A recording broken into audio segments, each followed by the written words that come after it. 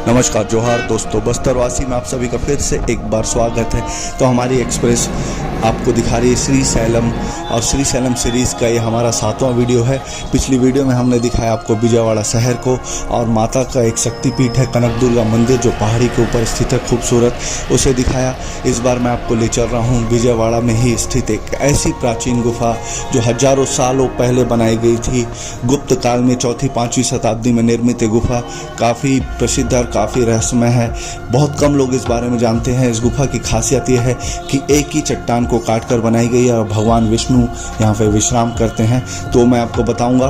और इसकी खासियत है कि सभी धर्मों के लोग इसकी पूजा आराधना किया करते थे, लेकिन अब भुला दी गई है और अतीत के एक आंगन में खो गई है। तो चलिए मैं आपको दिखाता हूँ ऊंडावली की गुफाएं जो विजयवाड़ा शहर के थोड़ी दूर में 4 किलोमीटर दूर में स्थित हैं, लेकिन काफ़ी खूबसूरत पहाड़ी के ऊपर स्थित गुफाएं उन्हें दिखाऊंगा। तो आगे बढ़ने से पहले जो नए हैं सब्सक्राइब कर दीजिए, जो पुराने हो लाइक कमेंट कर देते तो बहुत अच्छी बात है, शेयर कर देते तो मज़ा ही आ जाता। तो चलिए आगे बढ़ते हैं, देखते हैं ऊंडावली की गुफाएँ विजयवाड़ा में।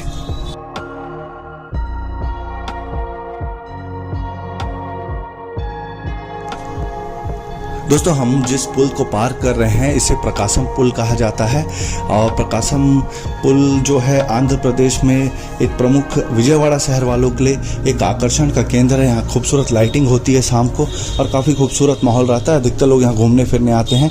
इसको हम जैसे ही पार करते हैं, अब हम पहुँच गए हैं गुंटूर के ज़िले में, और गुंटूर का यह ज़िला में ही ऊंडावली की गुफाएँ हैं। ऊंडावली की गुफाओं तक पहुँचने के लिए आपको Vijayawada railway station bus stand से ऑटो आसानी से मिल जाएंगी, या फिर कोई टूर प्लान लेते हैं तो टूर प्लान वाला भी आपको घुमा देगा, नहीं तो अधिकतम 100 रुपये आपसे लिए जाते हैं। ऊंडावली की जो गुफाएं हैं ये 4वीं-5वीं शताब्दी में विष्णुवर्धन गोत्र के राजाओं द्वारा निर्मित की गई, और जिनका निर्माण 10वीं शताब्दी तक होता रहा। बाद में इनका संरक्षण 7वीं शताब्दी तक अलग अलग राजवंशों ने किया, लेकिन 7वीं शताब्दी के बाद बिल्कुल भुला दी गई, अतीत के आईने में, अतीत के आंगन में कहीं पे छुप गई है। तो अभी चलो मैं आपको दिखाता हूँ ऊंडावली की गुफाएं। इसका देखरेख आर्कियोलॉजिकल सर्वे ऑफ इंडिया करता है, जहाँ 25 रुपये की फ़ीस ली जाती है, और अगर आप ऑनलाइन पेमेंट करेंगे तो भी सही है।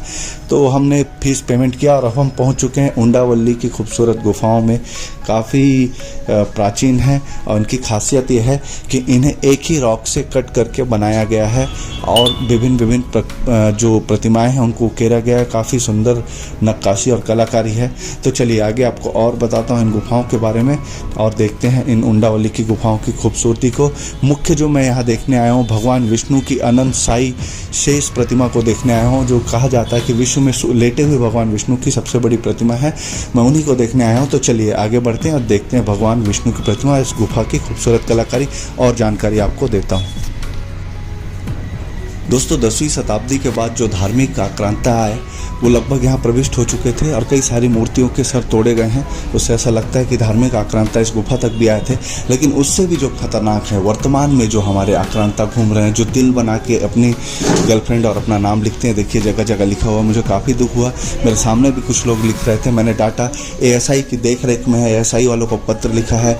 ASI के गार्ड होने के बाद भी इनको नहीं रोक रहे थे। ये आक्रांता भी बहुत ही खतरनाक है, तो इनसे बचाना भी मंदिरों को, ऐसे धार्मिक स्थलों को, पुरातात्विक स्थलों को जरूरी है। ASI का कोई व्यक्ति सुन रहा हो तो ध्यान दे। दोस्तों, प्राचीन भारत जो था वो धार्मिक समझ और आपसी समझदारी का युग था। उस समय धार्मिक झगड़े नहीं हुआ करते थे, और ऐसा ही इस गुफा में प्रतीत होता है कि इसका जो पहला तल है वो जैन साधुओं के लिए बनाया गया था, जहाँ बौद्ध प्रतिमाएं भी कुछ कुछ मिलती हैं। तो ऐसा लगता है बौद्ध और जैन साधु एक साथ रहते होंगे।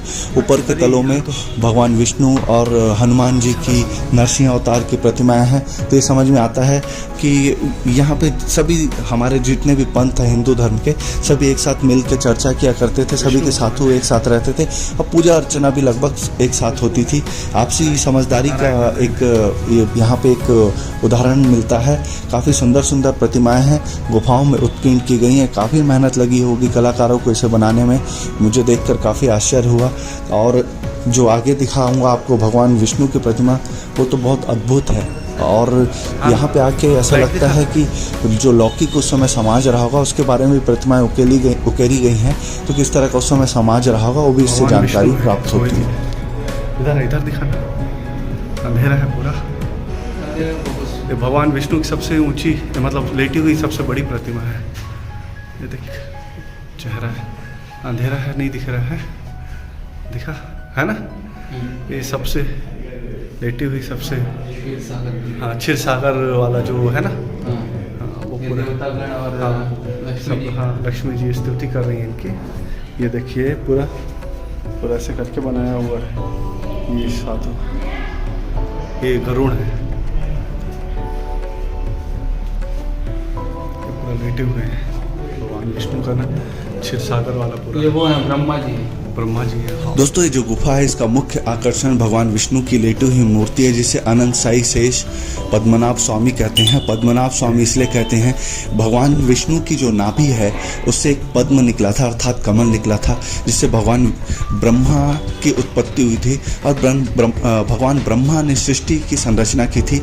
इसी चीज़ को इस गुफा में दिखाया गया कि किस तरह से देखिए भगवान विष्णु की नाभि से ब्रह्मा जी की उत्पत्ति हो रही है कमल द्वारा और सृष्टि की संरचना हो रही है। यहाँ पे शेषनाग हैं, यहाँ पे भगवान विष्णु के वाहन गरुड़ हैं, साथ में भगवान जो ऋषि वेद व्यास हैं नीचे बैठ के स्तुति कर रहे हैं। पूरी तरह से दिखाया गया है। अब हम यहाँ से चलते हैं वापस विजयवाड़ा की ओर और वहाँ से फिर अब हम वापसी की तैयारी करेंगे, क्योंकि हमको अपनी यात्रा अधूरी छोड़ के वापस होना पड़ रहा है कुछ कारणों से। तो चलिए मेरे साथ देखते हैं विजयवाड़ा शहर और वापसी की तैयारी करते हैं। दोस्तों, हुआ यूँ कि हमें जाना था यहाँ से रात को 12 बजे ट्रेन पकड़ के विशाखापट्टनम रायगढ़ होते हुए वापसी, लेकिन हमको सडनली जाना पड़ रहा है, बहुत ही अर्जेंट काम आ गया है। तो हम बस के रास्ते जा रहे हैं और अभी हम हैं जवाहरलाल नेहरू बस टर्मिनस, जिसे सातवाहन बस टर्मिनस कहा जाता था, उसका नाम बदल दिया गया था जवाहरलाल नेहरू बस टर्मिनस। विजयवाड़ा कहा जाता है इसे, और यह एरिया के हिसाब से भारत का दूसरा बड़ा बस स्टैंड है और जो बसों की आवाजाही और यात्री संख्या के आधार पे भारत का 6वां बड़ा बस स्टैंड है। काफ़ी बड़ा बस स्टैंड है, लगभग 40 के लगभग प्लेटफॉर्म है और इंटर स्टेट बस स्टैंड है। हर जगह बस जाती है। तो हमारे छत्तीसगढ़ में जगदलपुर भी यहाँ से डायरेक्ट बस जाती है और हम यहाँ से डायरेक्ट जाएंगे। यहाँ से लगभग 250 किलोमीटर के लगभग जगदलपुर है। तो अब हम प्रस्थान करते हैं विजयवाड़ा के बस स्टैंड से। दोस्तों, हमारी बस जो है बस स्टैंड से निकल चुकी है और विजयवाड़ा नगर के खूबसूरत नज़ारों को देखते हुए हम आगे बढ़ रहे हैं। देखिए सामने हमारे जो पहाड़ दिख रहा है उसमें जो लाइटिंग दिख रही है वो कनक दुर्गा का मंदिर है, जो हम सुबह गए थे देखने के लिए।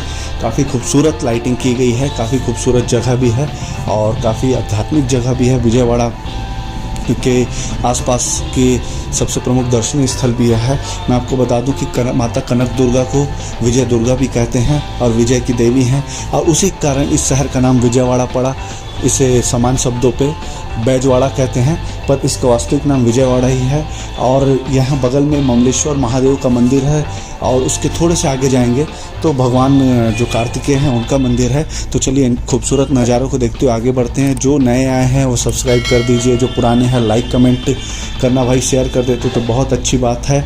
और माता कनक दुर्गा की जय बोलते आगे बढ़ते हैं। मैं आपको बता दूं कि विजयवाड़ा की यह जो सीरीज़ थी, श्रीशैलम की जो सीरीज़ थी, उसमें विजयवाड़ा भी मैंने आपको दिखाया। आप लोगों को कैसी लगी, अच्छी लगी हो तो कमेंट करके बताइएगा। इसका कौन सा पार्ट, कौन सा भाग अच्छा लगा ये बताइएगा, और कुछ कमी रह गई हो, कुछ छूट गया हो वो भी बताइएगा, क्योंकि विजयवाड़ा मैं पूरा कवर नहीं कर पाया।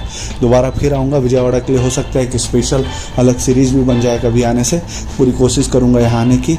और मैं आपको बता दूं कि मैं एक नई सीरीज़ चालू करने वाला हूं जो कि एक ज्योतिर्लिंग पे है और वहीं पे मैं आपको बताऊंगा भारत के एक ऐसे महान साहसी वीर योद्धा शासक के बारे में जिसे इतिहास ने भुला दिया गया है, लेकिन उनका स्ट्राइक रेट जो है वो 100% था। अगर समझ गए हैं तो कमेंट करके ज़रूर बताइएगा कि मेरी अगली सीरीज़ में मैं किसके बारे में बताने वाला हूँ। 100% स्ट्राइक रेट था, उन्होंने कभी कोई युद्ध नहीं हारा था, मैं उनके बारे में बताऊँगा। तो चलिए मैं अब अपनी वाणी को विराम, कैमरे को आराम देता हूँ। आप लोगों से मुलाकात होगी अगली वीडियो में। तब तक ले जय बस्तर, जय भारत, जय माई दंतेश्वरी।